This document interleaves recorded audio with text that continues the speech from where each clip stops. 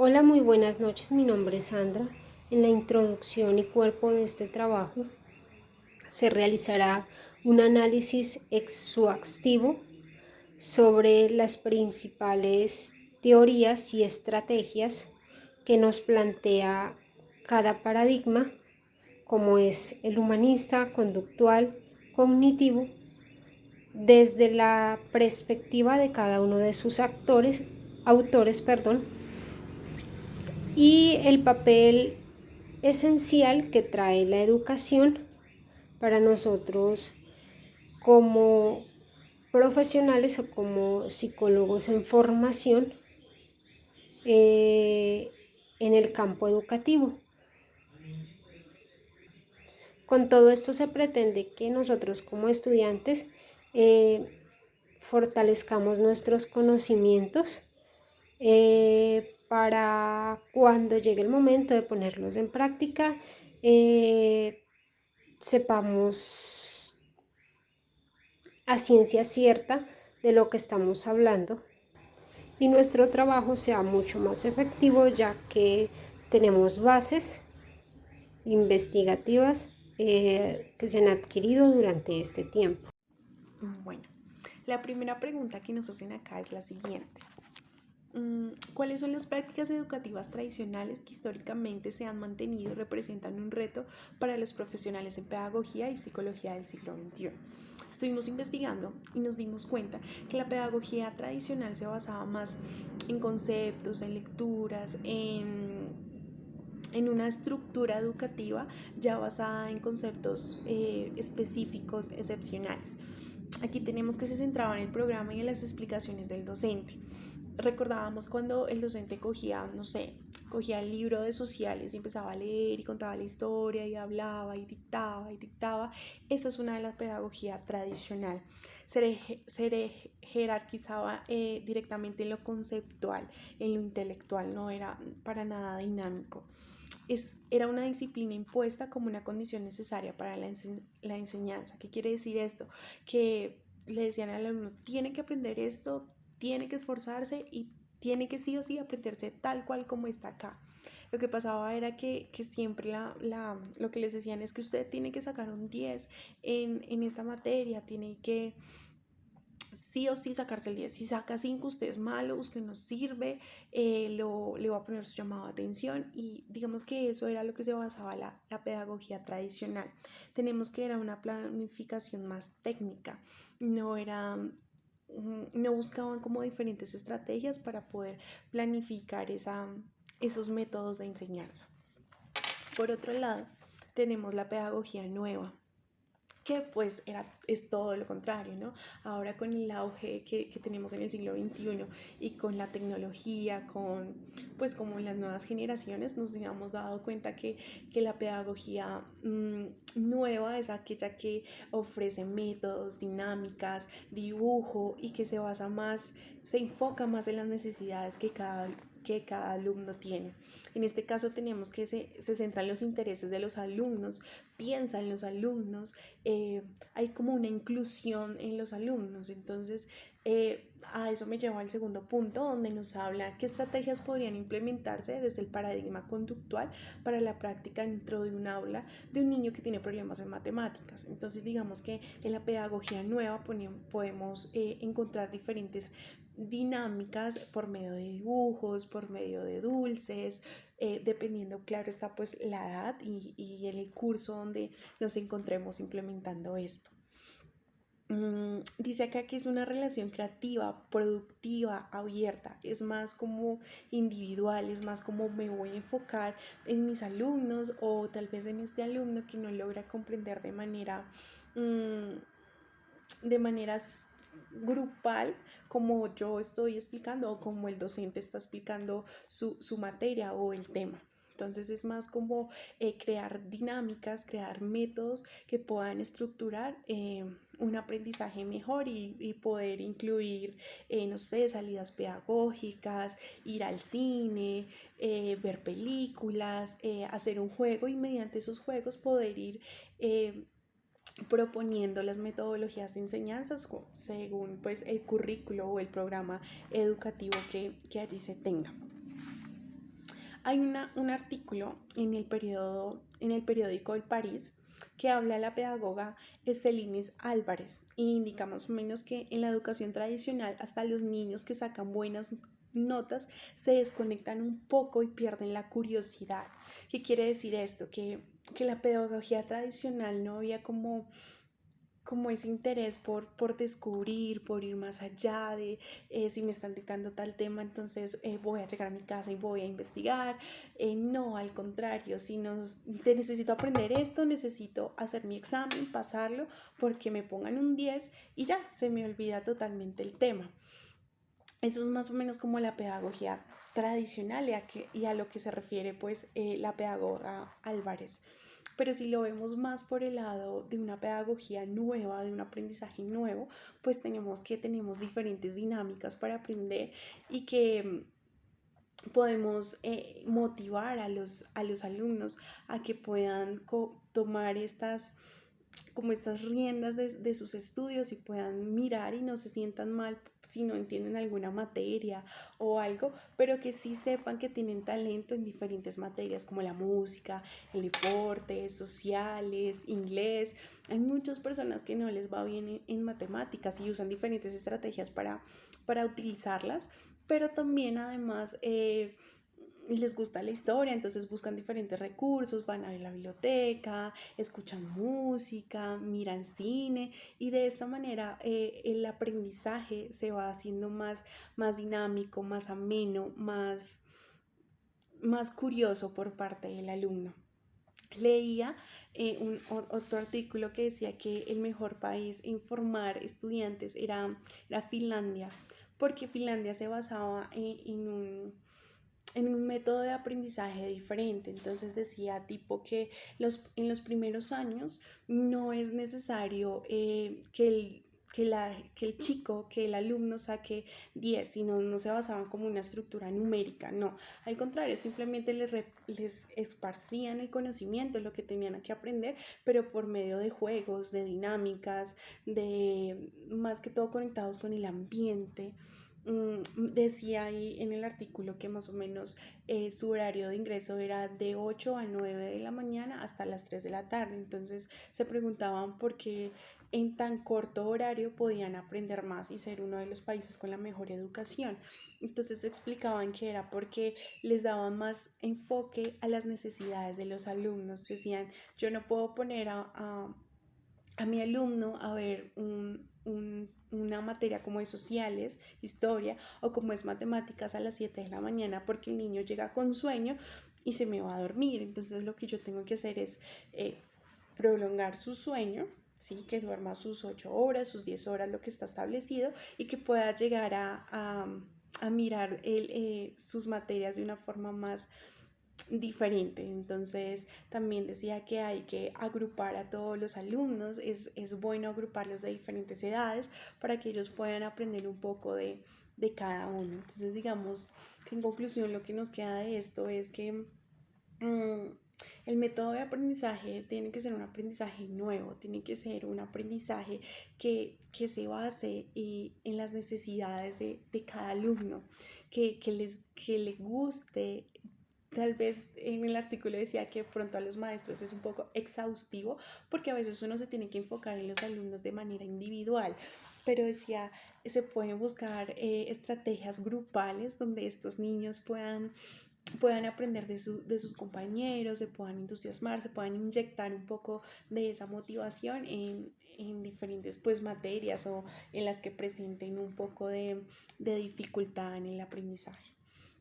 Entonces, ¿qué nos queda de esto? Entonces, escuchar un poco más a nuestros alumnos, hacerles saber que no está mal no entender algo, que es normal y que se pueden buscar diferentes métodos. En el auge de ahora de la tecnología, los videos, la música, bueno, en fin, tantas estrategias, tantos recursos que uno puede en este momento encontrar y pues acoger mucho a los alumnos y hacerles comprender como las diferentes herramientas que cada docente tiene. Bueno, continuando con la exposición, vamos a dar respuesta a otro interrogante que nos pregunta. ¿cuáles son las estrategias que podríamos implementar desde un paradigma cognitivo para hacer una intervención práctica a un niño que tiene dificultades de aprendizaje en el área de matemáticas? Entonces, lo primero que tenemos que hacer es comprender las teorías cognitivas y qué se hace y cuál es la razón de ser de ese paradigma cognitivo. Para ello, tenemos varios, digamos, representantes. Entre ellos están Brunner, está Auswell, está Vygotsky y está Piaget. ¿Sí? Piaget habla en particular de, de que el sujeto construye su propio pensamiento y esto lo trabaja por etapas, que son las etapas del desarrollo, y él habla que el pensamiento cognitivo se fortalece y se desarrolla desde la etapa cero. Entonces empezamos con una etapa de exploración, luego con una etapa eh, donde tiene que ver más con la parte motora, luego una etapa donde se vincula, digamos, la exploración, la parte motora y entra la lógica, y finalmente un desarrollo adecuado o un desarrollo completo de, de la parte cognitiva del niño. También tenemos que tener en cuenta que es un paradigma. Y un paradigma sencillamente es un modelo o un ejemplo de algo. Entonces, teniendo esto en cuenta, eh, hablamos de que entonces un paradigma conductual es esa habilidad que tenemos nosotros desde nuestro quehacer docente para poder poner en marcha las competencias y las fortalezas que nosotros tenemos para desarrollar en los niños habilidades, capacidades de aprender que les permitan a solucionar problemas. Dicho esto, dicho esto, entonces, ¿qué podríamos decir? Una de las estrategias o para poder hacer una intervención con un niño que tiene dificultades en matemáticas, tenemos que tener en cuenta primero que todo, que debemos de conocer cuáles son los procesos mentales, cuáles son las habilidades que tiene el niño, cuál es el ritmo de aprendizaje del niño, ¿sí? Para promover el aprendizaje, para generar comunicación, para que el niño se sienta tranquilo y se sienta cómodo. Y para poder de este modo trabajar procesos cognitivos que desde el paradigma cognitivo debemos de enfocarnos es en el aprender, el percibir, el memorizar, el recordar y el pensar, que son los procesos cognitivos básicos e importantes, digamos, en, esta, en esta teoría. Entonces, ¿qué pasa? Tenemos un niño que aparentemente tiene dificultades de aprendizaje en matemáticas. Ya descartamos que las dificultades de aprendizaje no están relacionadas con la parte biológica, ¿sí? Entonces sabemos que el niño mentalmente está en capacidad de, de aprender y de responder, digamos, académicamente de manera positiva. Pero ahora, ¿qué tenemos que hacer como docentes? ¿Y cuál es ese quehacer docente que nosotros tenemos que sacar a la luz? Tenemos que ver desde esos procesos de aprendizaje del niño, desde esos procesos cognitivos del niño, en cuáles se destaca más que otros. Entonces, por ejemplo, hablamos de un proceso cognitivo de memorizar. Puede ser que el niño tenga muchas habilidades matemáticas, pero le cueste memorizar. Entonces, obviamente, la estrategia que tenemos que utilizar tiene que ser una estrategia desde un proceso cognitivo donde él que sea como su fuerte. Entonces, por ejemplo, tenemos un niño que le cuesta memorizar, pero que todo lo que trabaja con tacto, con fichas, con cosas que puede ver, que puede tocar, que son llamativas, el niño aprende más fácilmente. Entonces, la estrategia principal sería identificar cuáles son los procesos en los que el niño se destaca y cuáles son los procesos en los que el niño tiene más dificultades. Y trabajar desde las fortalezas del niño para que esas debilidades se vayan fortaleciendo y no al revés, no trabajar desde las debilidades para que las fortalezas se vayan debilitando. Porque entonces eso es lo que pasa. Tenemos niños que hay en materias que, que no logran destacarse siendo niños con todas las capacidades. Entonces, retomando pues lo de la estrategia que tendríamos que hacer nosotros como docentes es, si tenemos un niño que aprende desde la parte de percepción, desde la parte motora, de tacto, de tocar, de ser más sensorial, entonces sabemos que no podemos pararnos frente a un tablero a dar una clase, a escribir ejercicios y a resolver ejercicios en un tablero, porque sencillamente el niño no va a captar y no va a aprender, tampoco va a interiorizar lo que se le está enseñando. Pero si tenemos una actividad más lúdica, más pedagógica, donde el niño pueda tocar, donde el niño pueda reconocer y pueda ver lo que está haciendo, pues fácilmente podríamos, bueno, no asegurar, pero sí prever que con esto el niño va a mejorar sus habilidades en matemáticas. Eh, entonces la idea principal o la estrategia principal sería esa, analizar el niño y ver cuáles son esos procesos en los que se fortalece, esos procesos que a lo mejor mmm, tiene debilidades y tratar de fortalecerlo desde ahí y utilizar siempre muchas estrategias que fortalezcan principalmente lo que el niño tiene, mmm, lo que el niño tiene como más marcado. Bueno, y ahora continuando, necesitamos dar respuesta al mismo interrogante del que estábamos hablando anteriormente, con el mismo niño que presenta dificultades, eh, mmm, dificultades en el área de matemáticas, pero ahora enfocándonos desde un paradigma humanista. Un paradigma humanista que está, digamos, representado por varios autores, entre ellos Gordon, Maslow, Víctor Frank y entre otros, que básicamente de lo que hablan es de que el paradigma humanista es una corriente que busca enfatizar el valor, la dignidad de las personas y de este modo potenciar su actividad, su libertad y su autonomía. Entonces volvemos a lo mismo. Debemos de comprender que los niños son un mundo de cada uno. Por eso cada uno tiene sus procesos de aprendizaje diferentes, sus ritmos de aprendizaje diferentes, sus habilidades diferentes. Desde esto entonces enfocamos y creamos estrategias que garanticen que el niño se sienta escuchado, se sienta atendido, se sienta seguro y se sienta importante de que lo que sabe hacer tiene un valor.